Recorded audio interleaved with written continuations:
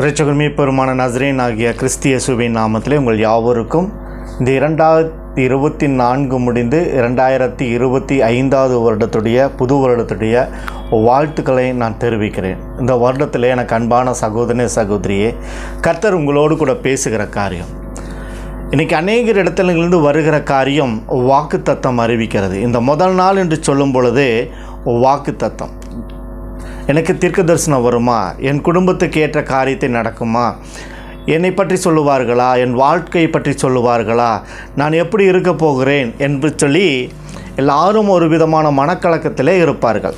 இந்த நாளில் கூட உங்களோடு கூட பேசும்படிக்கு கர்த்தர் எனக்கு சொல்லி கொடுத்த காரியத்தை உங்களோடு கூட நான் இந்த நாளில் கூட பகிர்ந்து கொள்ளுகிறேன். மத்தேயு எழுதின சுவிசேஷம் 23வது அதிகாரம் 37வது கடவுளுடைய வார்த்தை உங்களுக்கு புறப்பட்டு வருகிறது. அது என்னவென்று சொன்னால், கோழி தன் குஞ்சுகளை தன் சிறகின் கீழே கூட்டி சேர்த்து கொள்ளும் வண்ணமாக நான் எத்தனை தரமோ உன்னை பிள்ளைகளை கூட்டி சேர்த்து கொள்ள மனதாக இருந்தேன், உங்களுக்கோ மனதில்லாமல் போயிற்று. கர்த்தருடைய வார்த்தை தெளிவாய் சொல்கிறது. அவர் கோழி தன் குஞ்சுகளை எப்பொழுது கூட்டி சேர்க்குமாம்? ஆபத்து வரும் பொழுது, ஒரு வேதனை வரும் பொழுது, ஒரு போராட்டம் வரும் பொழுது, ஒரு சஞ்சலம் வரும் பொழுது, கோழிகளுக்கு ஏதாச்சும் நோய் வரும் பொழுது உடனே தன் கோழி தன் குஞ்சுகளை அணைத்து கொள்ளுமாம், தன் சிறகுக்கு கீழே வச்சு கொள்ளுமா. காரணம், அது ஒரு பாதுகாப்பாக இருக்கும்படிக்காக, அது ஒரு பெட்டகமாக இருக்கும்படிக்காக. இயேசு கிறிஸ்து அப்படி தான் சொல்கிறார். எத்தனை தரம் நான் உன்னை சேர்த்துக்கொள்றதுக்காக நான் எவ்வளோ காரியத்தை நான் செய்தேன், ஆனாலும் நீ எனக்கு கீழ்ப்படியவே இல்லையே. மனதார உங்களுக்காக நான் மனதிறங்கினேனே, ஆனாலும் உங்களிடத்தில் அந்த சுபாவம் இல்லாமல் போயிட்டு 2001வது வருடத்திலிருந்து நான் உங்களுக்கு எச்சரித்து கொண்டே இருக்கிறேன். காரணம், கர்த்தர் நம்மிடத்தில் அநேக காரியங்களை கேட்டுக்கொண்டே இருக்கிறார்.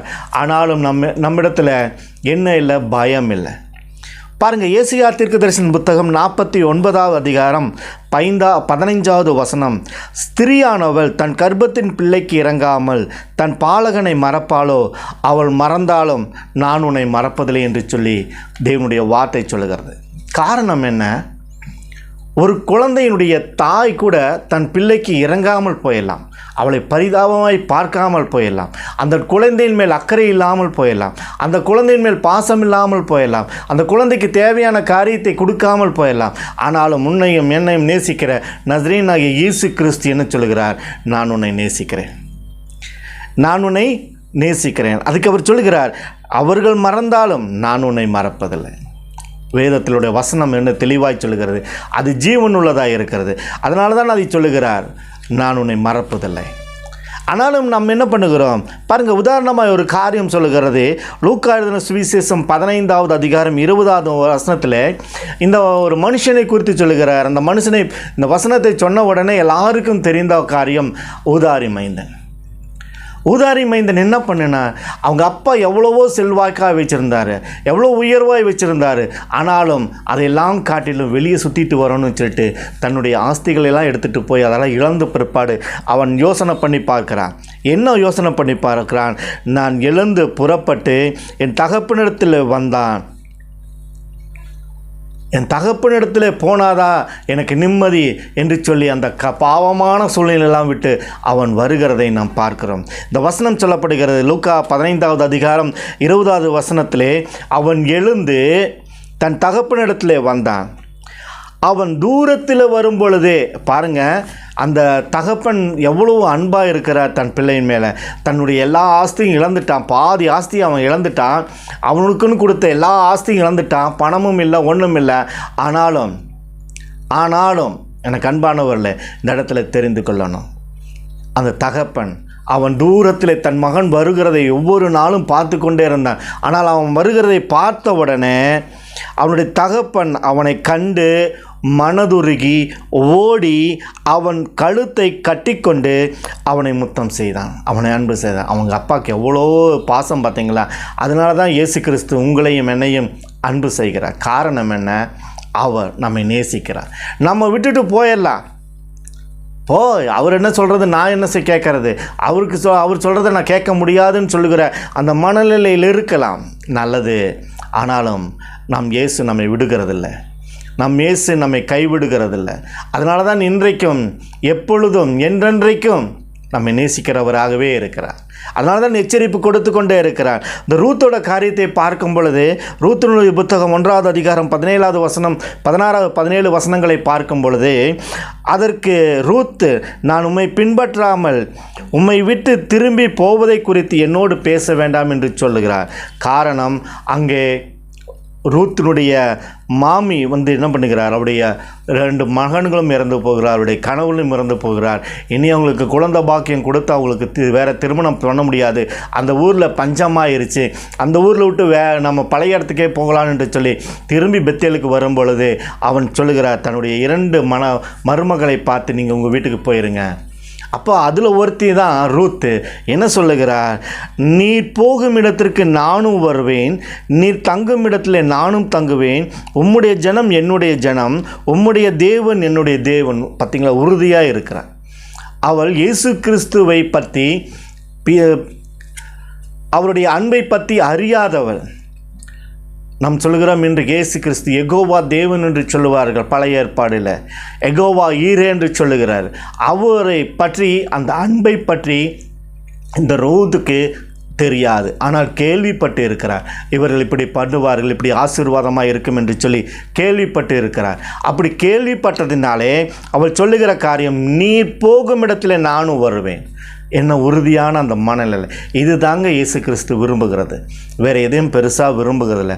எனக்கு பொண்ணை கொண்டு வா, பொருளை கொண்டு வா, ஆடை கொண்டு வா, மாடை கொண்டு வா, கோழியை கொண்டு வா, இதெல்லாம் அவர் கேட்கவே இல்லை. அவர் கேட்குற ஒரே ஒரு காரியம், என்ன காரியம், அவரிடத்தில் இருக்கணும், அவரை நம்பி இருக்கணும். எபேசியர் 6வது அதிகாரம் 1 முதல் 13 வசனங்களை பார்க்கும் பொழுது, நீங்கள் எப்படி உங்கள் குழந்தைகளை வளர்க்க வேண்டும் என்று சொல்லி அறிவுறுத்துகிறார். அது என்ன சொல்லுகிறாரு, பிள்ளைகளே உங்கள் பெற்றோருக்கும் கர்த்தருக்கும் கீழ்ப்படியுங்கள், இது நியாயம், சட்டம். முதலாவது ஒரு காரியம் உங்களுக்கு சொல்லிக் கொடுக்குற காரியம் இப்படி.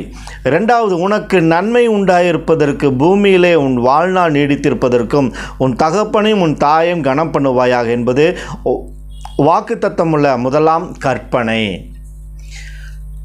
நியாயத்திலும் முதலாவது நியாயம் இது இப்படி சொல்லுகிறார். கட்டளைகளிலும் இதுதான் பிரதான கட்டளை, உன் தாய் தகப்பனை மதித்து நட, உன் தாய் தகப்பனுக்கு கீழ்ப்பட்டிரு. இதுதான் கடவுள் சொல்லுகிற நம்மகிட்ட கொடுக்குற பெரிதான பிரதான கட்டளையே இதுதான்.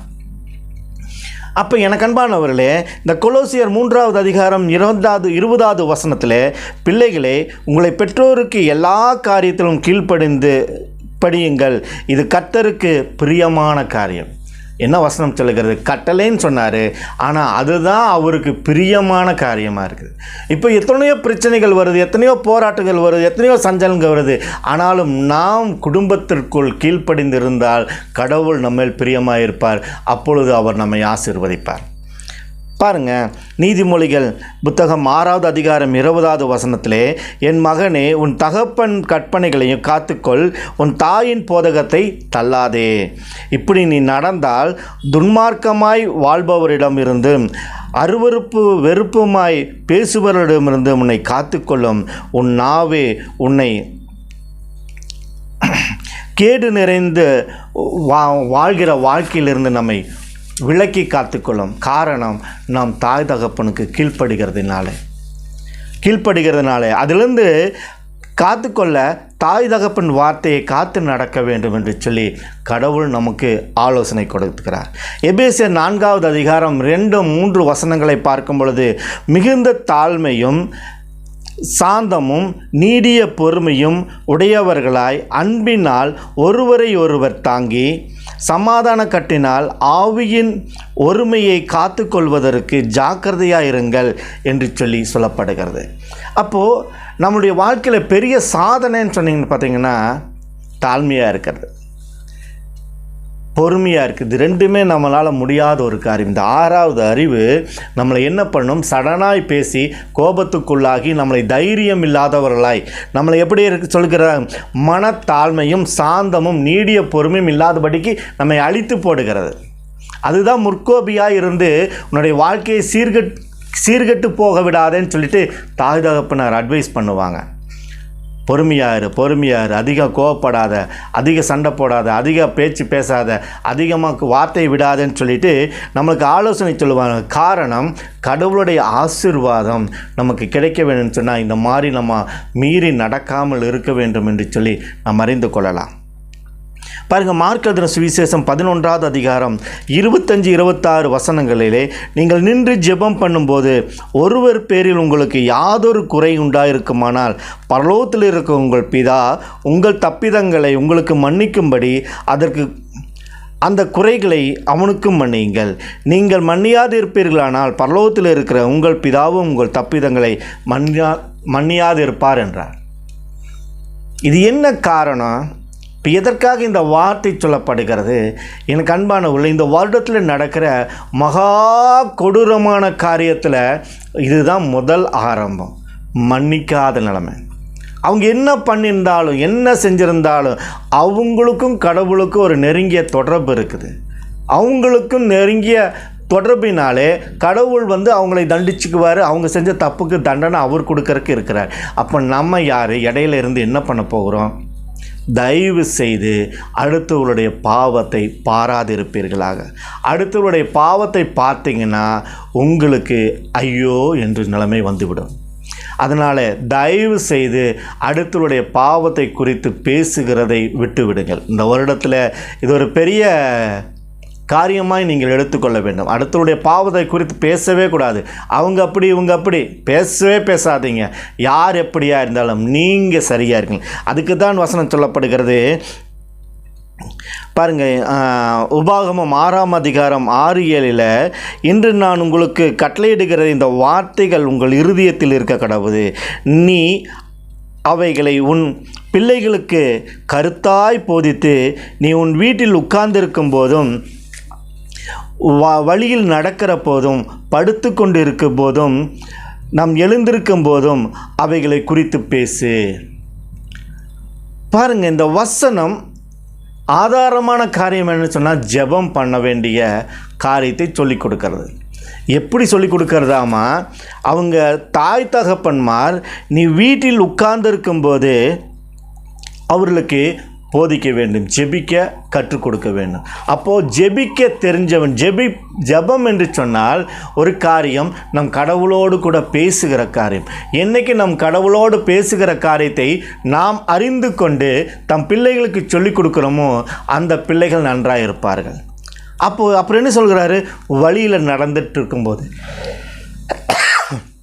எங்கேயாவது போகிறோம், ஏதாவது ஒரு பிரயாணம் போகிறோம், அப்போது என்ன பண்ணணுமாம்மா? கடவுளை பற்றி சொல்லிக் கொடுக்கணுமாம்மா தன் பிள்ளைகளுக்கு. அது தாய் தகப்பனுடைய மகா பெரிய முக்கியமான கடமை என்று சொல்லி கடவுள் சொல்கிறார். அதுக்கப்புறம் நீ படுத்திருக்கும்போது, எல்லாரும் படுத்திருக்கும்போது இரவு ஜெபம் எப்படி செய்வது என்று சொல்லிக் கொடுக்க வேண்டும். பாருங்கள், அதுக்கப்புறம் பாருங்கள், எழுந்திருக்கும் போதும் படுக்கையிலிருந்து எழுந்து அதிகாலையில் எழுந்தவுடனும் ஜெபம் பண்ண நம் சொல்லிக் கொடுத்து பிள்ளைகளை ஜெபிக்க பண்ண வேண்டும்.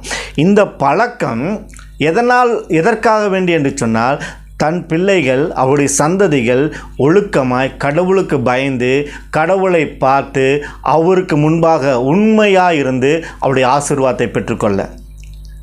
என்னைக்கு ஒரு பிள்ளை கடவுளோடு பேச ஆரம்பிக்குதோ அப்போது பேய் பிசாசுகளுக்கு பயப்படாமல் இருக்குங்க.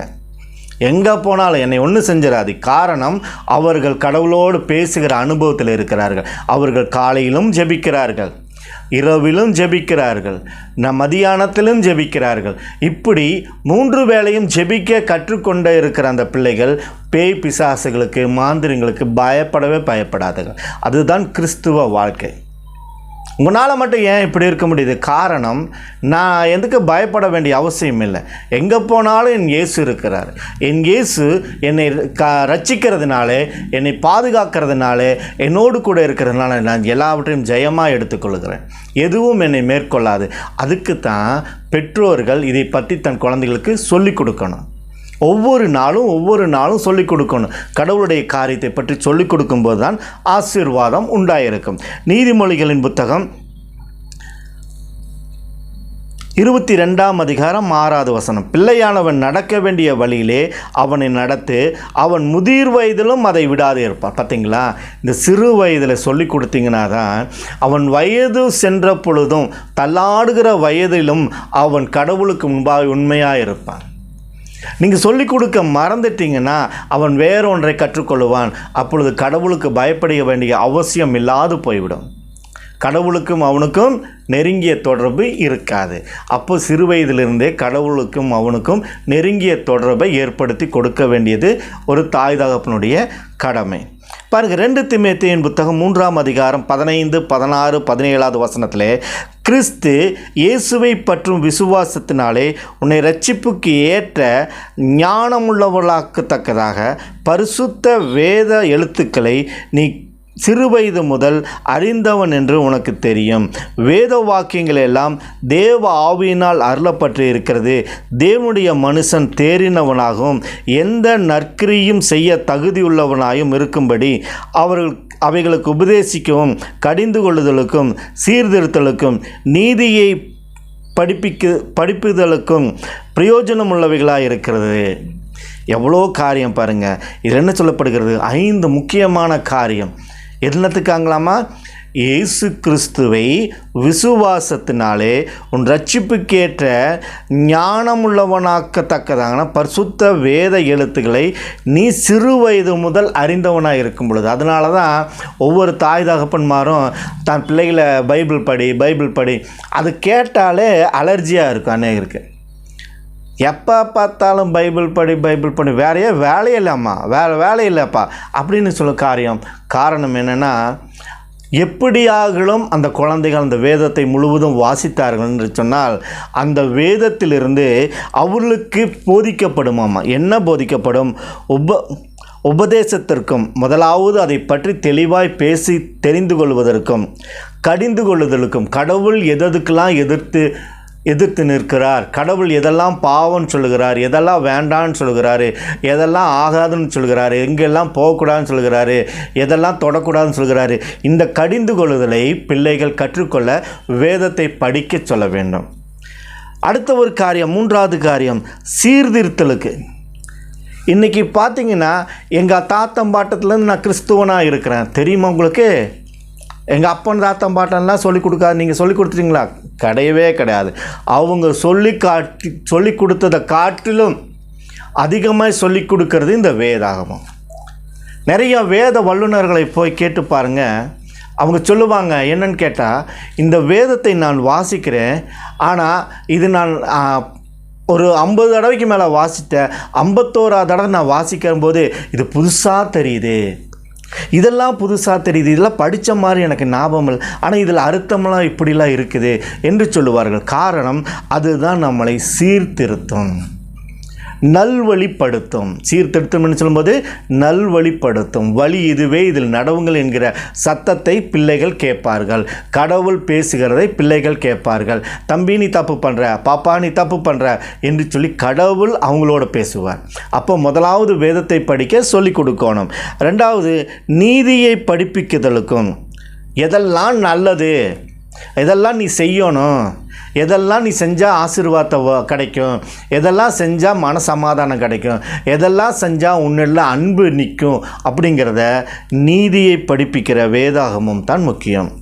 பிரயோஜனம் உள்ளவைகளாக இருக்கிறது.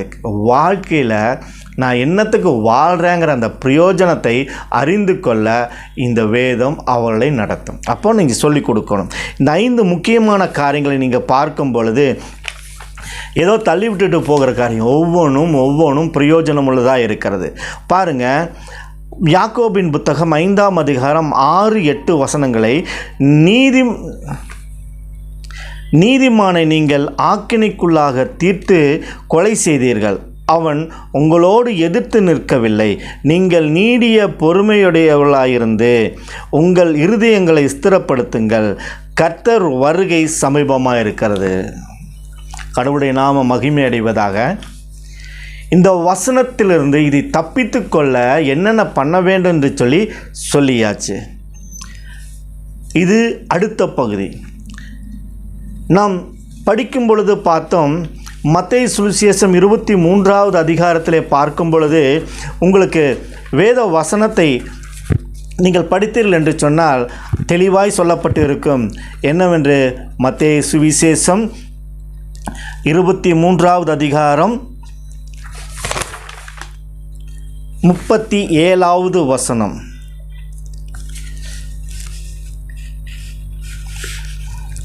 எருசலேமே எருசலேமே, தீர்க்கதரிசிகளை கொலை செய்து உன்னிடத்தில் அனுப்பப்பட்டவர்களை கல்லெறிகிறவளே. ஏன் இப்படி சொல்லப்படுகிறது அந்த வசனம்? ஆனால் நம்மளுக்கு வாக்குத்தத்தம் மட்டும் அழகாக கொடுத்துருக்கிறாரு.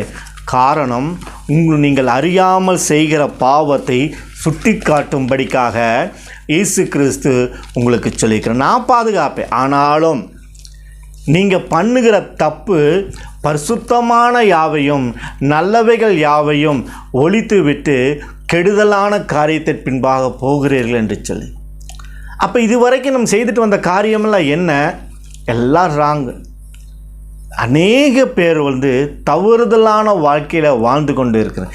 கேட்டால் நான் சரியாக இருக்கிறேன், ஆனால் அவளிடத்துல கோபத்துக்கு இடம் பஞ்சம் இல்லாமல் இருக்கிறது, பொறாமைக்கு பஞ்சம் இல்லாமல் இருக்குது, அருவருப்புக்கு பஞ்சம் இல்லாமல் இருக்கிறது, அடுத்தவர்களுடைய பாவத்தை குறித்து பேசுகிறதுக்கு பஞ்சம் இல்லாமல் இருக்கிறது, அடுத்தவர்களை நோக்கடிக்கும்படிக்கு வார்த்தைகளை வெளியிடுக்கிறதுக்கு பஞ்சம் இல்லாமல் இருக்கிறது. இதெல்லாம் செஞ்சுட்டு நான் கிறிஸ்துவன் சொல்லி கொண்டு இருக்கிறீங்க. உங்களோட காரியம் என்ன? அப்போது அதைத்தான் இந்த நாளில் கூட வேத வசனத்தில் தெளிவாய் சொல்லப்படுகிறது. இதோ கர்த்தரின் வருகை சமீபமாக இருக்கிறது. எல்லோரும் மனம் திரும்பி பாவ மன்னிப்பை பெறுங்கள் என்று சொல்லி கூக்குரல் இடுகிற சத்தம் மீண்டும் தொனிக்கிறது. பாவ மன்னிப்பை பெறும்படிக்கு என்கிட்ட என்ன பாவம் இருக்குது? என்ன அநேக பாவங்களை வைத்துக்கொண்டு பாவம் இல்லை பாவம் என்று சொன்னால் நாம் பொய்யனாக போயிடுவோம். அதனால தான் ஜாக்கிரதையாக இருக்க வேண்டும். பாருங்கள், அடுத்ததாக வாக்குத்தத்தத்தில் சொன்னப்பட்ட இந்த வார்த்தைகளுக்கு நாம் எப்பொழுது பார்த்தாலும் உண்மையாக இருப்பவர்களை குற்றப்படுத்தி காயப்படுத்தி காரியம் நமக்கு அதிகம் உண்டு, அதனாலே தேவ கோபம் எழும்புகிறது. பாருங்கள், அவங்களையெல்லாம் குற்றப்படுத்துகிறோம். ஆனால் நம்மளுடைய பாவம் பெருசாக இருக்கிறத நாம் கவனிக்கவே இல்லை. எந்த சந்தர்ப்பத்திலும் தேவன் நமக்கு எதிர்த்து நிற்கும்படியான சூழ்நிலைக்கு ஆளாகாதிருப்போம். நாம் பெருமை கொண்டால் இந்த சூழ்நிலை ஏற்படும் என்பதால் பெருமை கொள்ளாதபடி கவனமாக இருப்போமாக. மனிதருக்குள்ளே மேன்மையாக எண்ணப்படுவதும் தேவனுக்கு முன்பாக அருவருப்பாக இருக்கிறதும்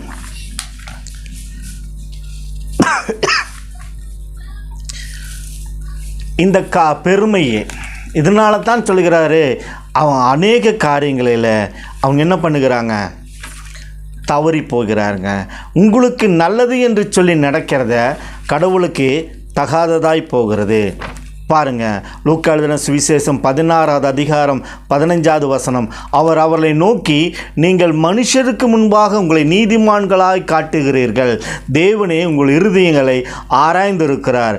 மனுஷருக்குள்ளே மேன்மையாக எண்ணப்படுகிறது, தேவனுக்கு முன்பாக அருவருப்பாக இருக்கிறது. உங்களுக்கு நீங்கள் வேறு எங்கேயும் தேட வேண்டாம். எனக்கு அவங்க சொல்லுவாங்க இவங்க சொல்லுவாங்களா, வேதத்தில் இருக்குங்க. நம்ம எப்படிங்கிறத இந்த வேதம் கண்ணாடி போல் நம்மை காட்டி கொடுத்துருது.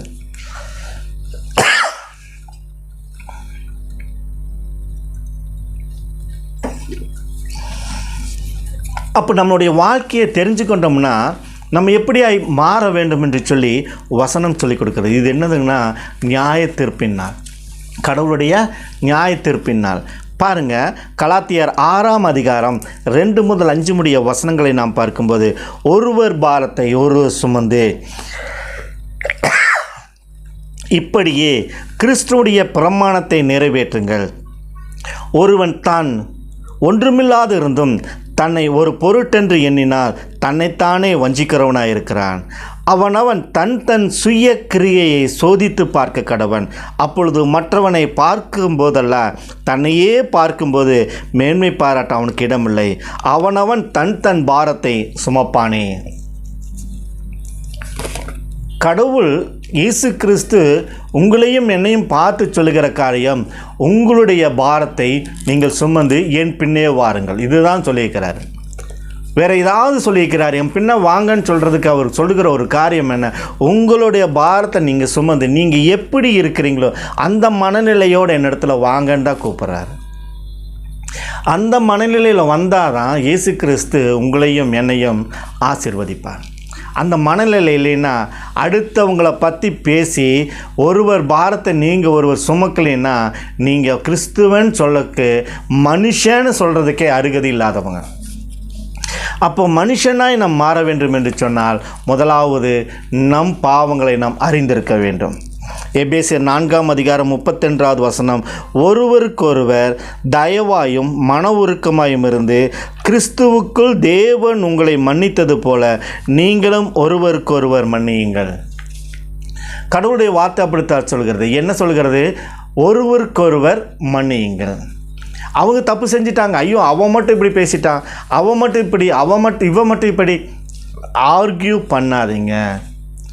அவங்க தப்பு அவங்களோட இருக்கட்டும், நீங்கள் தப்பு பண்ணாதீங்கன்னு தான் கடவுள் சொல்கிறார். உங்களுடைய பாவத்தை பார்த்து ஒருவருக்கொருவர் தாங்குங்க, ஒருவரை ஒருவர் அன்பு செய்யுங்க, ஒருவருக்கொருவர் விட்டு கொடுத்து வாழுங்க, ஒருவரை ஒருவர் பகைத்து கொள்ளாதிருங்கள்.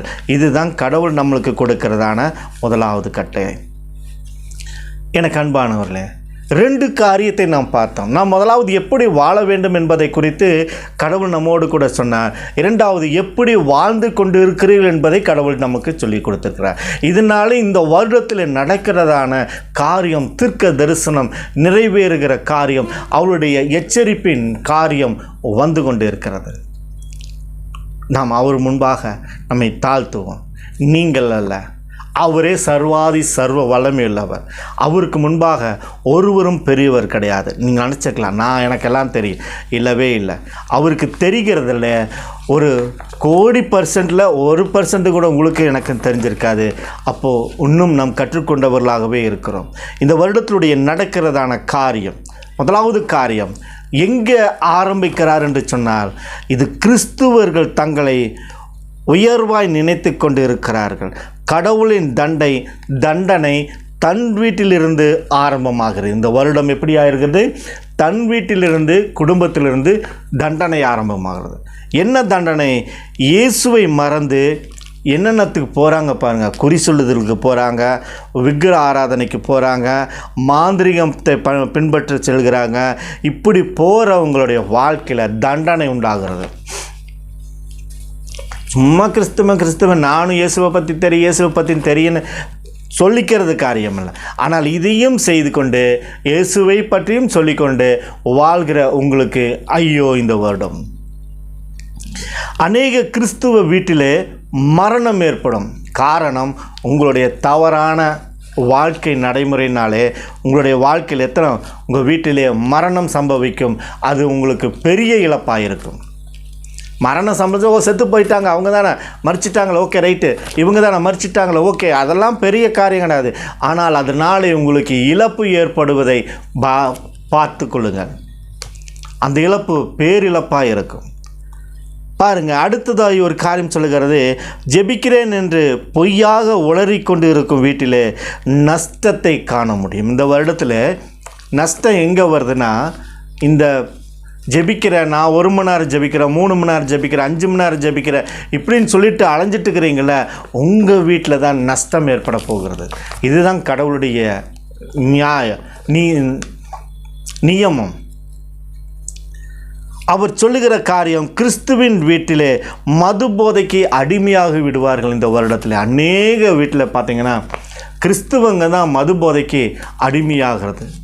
ஐயோ கேவலம், ஐயோ கேவலம், என் குடும்பத்தில் இப்படி இருக்கிறாங்களே, நான் இவ்வளோ தேடுறேனே, எனக்கு என் குழந்தை இப்படி போகிறாங்களே, என் பையன் போகிறானே, என் பேரன் போகிறானே, என் பேத்தி குடிக்கிறாளே, என் பேத்தி அது பண்ணுறாங்களே, இது பண்ணுறாங்களேன்னு சொல்லக்கூடிய காரியம் உங்களாய்ப்பினால் ஒரே ஒரு காரியம், நீங்கள் செய்த தவறினால் உங்கள் குடும்பத்தில் இந்த பிரச்சனை வந்திருக்கிறது. தாய் தகப்பனுக்கு கீழ்ப்படியாத சூழ்நிலை உருவாகும். என்னைக்கு நீங்கள் கடவுளுக்கு சரியான பிள்ளைகளாய் மாறாதனாலே உங்களுக்கு என்ன இருக்கிறது? உங்கள் பிள்ளைக்கு கீழ்ப்படியாமல் தரிகட்டு போகிற வாழ்க்கையை உங்கள் கண் முன்னாடி பார்த்து வேதனைப்படுவீர்கள். அடுத்ததாய்க்கார மாறாது, கடவுளை முன்வைப்பதற்கு பதிலாக விக்கிரத்தையும் மனிதனையும் முன்வைத்து அவர்களை உயர்த்தி பேசி மகிழ்பவர்கள், இவர்களை தேவன் அடிப்பார். எங்கே அடிக்கிறாரு?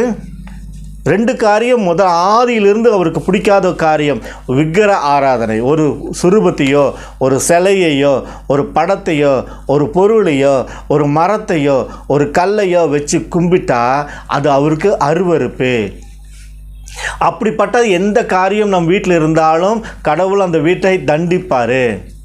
அதே மாதிரி ஒரு மனுஷன் எனக்கு இந்த மனுஷன் என்னை பாதுகாத்துக்குமா, இந்த மனுஷன் சொல்கிறதெல்லாம் சரியாக இருக்குது என்று சொல்லுகிற இந்த காரியம் உங்களுக்கு அருவருப்பாக இருக்கும். அப்படியான்னு சொன்னால் 2024 மனதில் பெரிய போராட்டம் வந்தது, மண் சரிவினாலே. நான் 2023 டிசம்பர் 2 எனக்கு இந்த வார்த்தை கொடுக்கப்பட்டது, ஐயோ அப்படின்னு. அதிலிருந்து ஒரு 10 நாள் 15 நாள் நான் தனியாகவே இருக்க முடியாது. ஏதோ மண்ணெல்லாம் மேலே முடிஞ்சு எனக்கு வீட்டை விட்டு வெளியில் போக முடியாத அளவுக்கு மூச்சடைக்க ஆரம்பிக்கும். குளிக்க போனேன்னா அந்த இடத்துல பாத்ரூமுக்குள்ளார எல்லாம் அடைச்ச மாதிரி மூச்சடைக்க ஆரம்பிச்சிடும். நானும் போராடி அதுக்காய் போராடி கடவுளிடத்தில் வேண்டிகிட்டு இருந்தேன். அப்போ தான் சொன்னார், இதுவே இப்படி இருக்குது, உனக்கு ஒன்றுமே ஆகாத போது நீ கற்பனையிலேயே இந்த மாதிரி இதாக்குறியே, நிகழ்கிற காரியம் இது ஒரு ஆரம்பமாக இருக்குது. மண் சரிவினாலே மனிதர்கள் படுகிற துன்பத்தை பாருன்னு சொன்னார். நான் அந்த 2024 அதை சொல்லவே இல்லை, இது ஆரம்பம். ஆனால் இந்த வருடத்தில் 2025 அநேக இடங்களில் மண் சரிவு இருக்கும். அநேக இடங்களில் மண் சரிந்து அநேக ஜனங்கள் மாண்டு போவார்கள். எங்கள் பகுதியில் எந்த ஆபத்து இல்லை, நாங்களாம் சந்தோஷமாக இருக்கிறோன்னு சொல்லிட்டு நிலப்பரப்பில் இருக்கிறீங்களே, ஐயோ உங்களுக்கும் ஆபத்து வந்திருக்கிறது. சமதளத்தில் வாழ்கிற நமக்கு அது பெரிய நிலநடுக்கம் உண்டாகி அந்த ரோடு நிலம் எல்லாம் பாலமாக வெடித்து போகிற நிலநடுக்கம் இந்த வருடம் உண்டாக போகிறது. 4வது காரியம் பார்த்தீங்கன்னு சொன்னால், காற்று ஆற்று வெள்ளத்தினாலே சேதம். ஆற்று நீர் போகும் பாதையை அடைத்து உள்ளதால் ஊர்களில் புகுந்து அநேகர் மாண்டு போவார்கள். இன்றைக்கி காற்று ஆறு வரக்கூடிய வழிகளை ஆக்கிரமிப்பு பண்ணி வீடு பல மாடுகள் எல்லாம் கட்டி அந்த இடத்தையே ஆக்கிரமிச்சிருக்கிறாங்க. அதனால பெரிய அழிவு இந்த வருடத்தில் உண்டாகும் என்று கடவுள் சொல்லுகிறார். ஆகாய விமானத்தினாலே விபத்துக்குள்ளாகும். ஆகாய விமானம் இந்த வருடத்தில் அநேக ஆக்சிடெண்ட் ஆகியும் அநேக டெக்னிக்கல் கோளாறினாலே பாதிப்பு அடையும் என்று சொல்லி கடவுள் சொல்லுகிறார். அநேக நாடுகளில் எருமலிகள் வெடித்து அந்த நாடுகளின் வாழ்க்கை சூழலில் பாதிக்கப்படும் என்று சொல்லி கடவுள் சொல்லுகிறார். இந்த வருடத்தில் உண்டாயிருக்கிறதான அந்த காரியத்தை பார்க்கும் பொழுது மகா கொடுமையாக இருக்கிறது. அந்த எரிமலை வெடிப்பினாலே எவ்வளவோ நாடுகள் தடுமாறி கொண்டிருக்குது, அதை சரிப்படுத்த முடியாது. ஆனால் இது கோரமாக இருக்கும் என்று சொல்லி கடவுள் சொல்லுகிறார். அடுத்த 7வது காரியம், இது பாருங்கள், இதுவரைக்கும் நடக்காத ஒரு காரியம். பனிமலையில் பெரிதான நிலநடுக்கம் உண்டாகி அந்த பனிமலைகள் எல்லாம் அசைக்கப்படும் என்று சொல்லி கடவுள் சொல்லுகிறார். மலைகள்லாம் அசைக்கப்படும். அதனால பனி கட்டிகள்லாம் உருகி வரும். அதனால பேர் ஆபத்துகள் உண்டாகும். கடலின் நடுவே பெரிய நிலநடுக்கமும் உண்டாகும். இந்த வருடம் புயல் சீற்றத்தினாலே அநேக பிரச்சனைகள் வரும் என்று சொல்லி கடவுள் சொல்லுகிறார். அநேக பிரச்சனைகள். எந்த இடத்துல அடித்தா ஜனங்கள் அரண்டு போவாங்கன்னு அவருக்கு தெரியும். அதே போல் இந்த இடத்துல அடிக்கிறார். இந்த வருடத்தில் நடக்கக்கூடியதான மகா பேராபத்து நம்மை வந்து கொண்டு இருக்கிறது. அது ரொம்ப ரொம்ப ரொம்ப வேதனைக்குரிய காரியமாக இருக்கிறது. அம்மா தகப்பன்மார்களே ஜாக்கிரதை. உங்கள் குடும்பத்தில் சிறு வயதில் பெண்கள் கர்ப்பம் தரித்து பிள்ளை பெற்றுக்கொள்வார்கள். சந்தோஷமாக எனக்கு பிடிச்சிருக்கு, எனக்கு குழந்தை வேணும், நான் பெற்றுக்கொள்கிறேன்னு சொல்லிட்டு பெற்றுக்கொள்வார்கள். அதனாலே அந்த ஊரிலேயே அந்த குழந்தை எந்த சிறு பிள்ளை அந்த ஊரில் குழந்தை பெற்றுக்கொள்கிறாரோ அந்த ஊரிலே மிகுந்த கலவரமும் மிகுந்த வேதனையும் உண்டாகும் என்று சொல்லி கடவுள் சொல்கிறார். எனக்கு அன்பான சகோதரி சகோதரி, ஜாக்கிரதை. வாலிப வயது ஆண் பெண்கள் மரித்து போவார்கள். ஏன் மரித்து போகிறாங்க, ஏன் செத்து போகிறாங்க யாருக்கும் தெரியாது. ஆனாலும் அவர்கள் ஒரு விதமான சோகையினாலே மரித்து போவார்கள் என்று சொல்லி கடவுள் சொல்லுகிறார். இந்த வருடத்திலே தற்கொலைக்கு தூண்டப்படுகிறவர்கள் அதிகமாக இருப்பார்கள். நிறைய இடத்துல கேள்விப்படலாம், ஐயோ அவங்க தற்கொலை பண்ணிக்க முயற்சி பண்ணாங்க, இவங்க தற்கொலை முயற்சி பண்ணிட்டாங்க, இவங்க அப்படி பண்ணிட்டாங்க, இப்படி பண்ணிட்டாங்க. சிறுவர் முதல் பெரியவர் வரை தற்கொலை முயற்சிகள் நடக்கும் என்று சொல்லி கடவுள் சொல்லுகிறார். மூத்த தலைவர்கள் இந்த வருடத்திலே மரித்து போவார்கள். மூத்த தலைவர்கள் மரித்து போகிறதுனால என்ன பிரச்சனை? அங்கே தான் அரசியலில் மிகுந்த போராட்டம் உண்டாகும், அரசியலில் சஞ்சலங்கள் உண்டாகும், அரசியலில் குழப்பம் உண்டாகும் என்று சொல்லி கடவுள் சொல்லுகிறார். அரசியல் சூழ்நிலை குழப்பங்கள் நடைபெறும் என்று சொல்லி கடவுள் இந்த நாளில் கூட உங்களுக்கு எச்சரிப்பு கொடுக்கிறார். இதனால் இந்த காரியமெல்லாம் நடக்கிறதுனால பண வர்த்தகம் பொருளாதார வீழ்ச்சி ஏற்படும் என்று சொல்லி கடவுள் சொல்லுகிறார். பொருளாதார வீழ்ச்சி, பணக்குறைவு, பண தட்டுப்பாடு, பணம் தேவைகள் ஜாஸ்தி, ஆனால் பணம் வருகிறது குறைந்து போகும் என்று சொல்லி கடவுள் சொல்லுகிறார். இந்த வருடத்திலே ரயில் விபத்துகள் அதிகமாய் நடக்கும் என்று சொல்லுகிறார். கோரமான ரயில் விபத்துகள் அதிகமாய் நடக்கும் என்று சொல்லி கடவுள் சொல்கிறார். வாகன விபத்துகள் அதிகமாய் நடக்கும் என்று சொல்லி கடவுள் சொல்லுகிறார். வாகன விபத்து இந்த 2024 பார்த்திங்கன்னா வித்தியாசமான முறையில் வாகன விபத்துகள் ஏற்பட்டது. ஏன் அப்படிலாம் உடஞ்சி போகணுமா, அப்படியெல்லாம் திரும்பி விழுகணுமா அப்படின்னு நினைக்கிற அளவுக்கு அந்த வாகன விபத்துகள் ஏற்பட்டது. ஆனால் இந்த வருடமும் வாகன விபத்துகள் அதிகமாய் நடக்கும். இந்த வருடத்தில் பணம் குறைவு ஏற்பட்டதினாலே வாகன விலைகள் எல்லாம் குறைந்து போகும் என்று சொல்லி கடவுள் சொல்லுகிறார். ஆபரண விலைகளும் குறைந்து போகும் என்று சொல்லி கடவுள் சொல்லுகிறார். நிலத்தின் விலையும், அதாவது ரியல் எஸ்டேட் பண்ணுகிற அந்த காரியம், நிலத்தின் காரியமும் குறைந்து போகும் என்று சொல்லி கடவுள் சொல்லுகிறார்.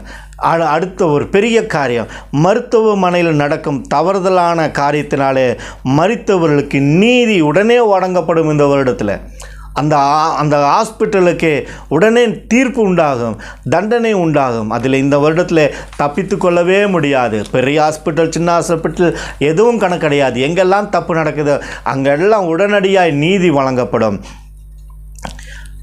அதிகமான போலியான மருந்துகள் முடக்கப்படும். இந்த வருடத்தில் நிறையா 2024 பார்க்கும்போது அதிக இடங்களில் போலியான மருந்துகள் விற்பனைக்கு வந்தது.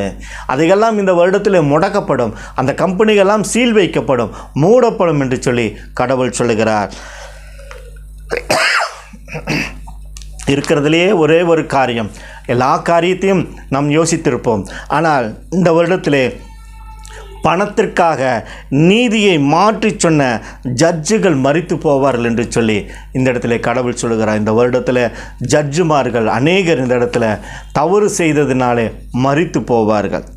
அதிகமான ரசாயன கெமிக்கலை கண்டுபிடிப்பார்கள், அதை அழித்து போடுவார்கள். இந்த வருடத்தில் அநேக ரசாயன பொருள்கள் இந்தியாவில் வந்துருச்சு, அதையெல்லாம் கண்டுபிடித்து அழித்து போடுவார்கள் என்று சொல்லி கடவுள் சொல்லுகிறார். அடுத்த காரணம், புதிதான கம்பெனிகள் போலி பொருட்களை முடக்கப்படுகிறது. புதிதான கம்பெனிகள் போலி பொருள் தயாரித்து வெளியிடுகிறார்கள், அது எல்லாத்தையும் சீல் வைப்பார்கள் என்று சொல்லி கடவுள் சொல்கிறார். இந்த வருடத்தில் புதிதான ஒரு வியாதி வருகிறது. அது என்னவென்று சொன்னால் ஒவ்வாமையினாலே ஏற்படும் நோயினாலே ஜனங்கள் தவித்து போவார்கள், அதற்கு மருந்தே இல்லாதபடிக்கு ஆகும் என்று சொல்லி கடவுள் சொல்கிறார். இது அநேக காரியங்கள் திகிலாக இருக்கிறது. ஆனாலும் உங்களையும் என்னையும் நேசிக்கிற ஒரே ஒரு காரியம் சொல்லுகிறார், நீ கடவுளுக்கு பயந்து வாழ ஆயத்தமாக. மத்தேயு எழுதின சுவிசேஷம் 23 அதிகாரம் 37 வசனத்தில் கடவுள் இந்த வருடத்தில் உங்களோடு கூட பேசுகிற காரியம், கோழி தன் குஞ்சுகளை சிறகுகளின் கீழே கூட்டி சேர்த்து கொள்ளுவானுமாக நான் எத்தனை தரமே உங்களின் பிள்ளைகளை கூட்டி சேர்த்து கொள்ள மனதாக இருக்கிறேன், உங்களுக்கோ மனதில்லாமல் போயிற்று. என் அன்பான சகோதரியே, இதை கேட்டுக்கொண்டு இருக்கிற உங்களுக்கு என் அன்பான ஒரு தயவான ஒரு காரியம். இந்த வசனத்தையும் இந்த செய்திகளையும் கேட்ட உடனே அநேகருக்கு அறிவித்து அதனாலே கடவுளுடைய ஆசீர்வாதத்தை பெற்றுக்கொள்ளும்படிக்கு இது ஷேர் செய்யும்படிக்காக நான் கேட்டுக்கொள்கிறேன். இது என்னுடைய தனிப்பட்ட யூடியூப்பாக இருக்கிறதுனாலே இதுக்கு எனக்கு ஒரு லைக் போட்டு சப்ஸ்கிரைப் பண்ணும்படிக்கு உங்களை அன்பாய் கேட்டுக்கொள்கிறேன். கடவுள் தாமே உங்களை ஆசீர்வதித்து உங்களை நன்மையான வழியில் நடத்துவாராக. God bless you. ஆமேன். புத்தாண்டு வாழ்த்துக்கள். 2025வது புத்தாண்டு வாழ்த்துக்களை இரட்சணிய கொம்பு ஊழியத்தின் சார்பாக உங்களுக்கு நான் தெரிவிக்கிறேன். ஆமேன்.